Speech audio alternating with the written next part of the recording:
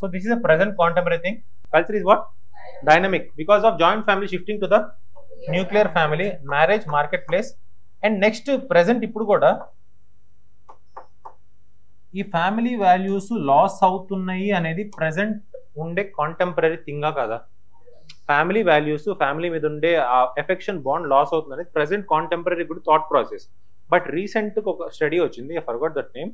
But ఆ study ఏం చెప్పిందంటే, from the point of Indian perspective, most of our youth who got graduated they are unemployed. ఆ unemployment కండిషన్లో ఏంటి అంటే they are abruptly depending on their parents.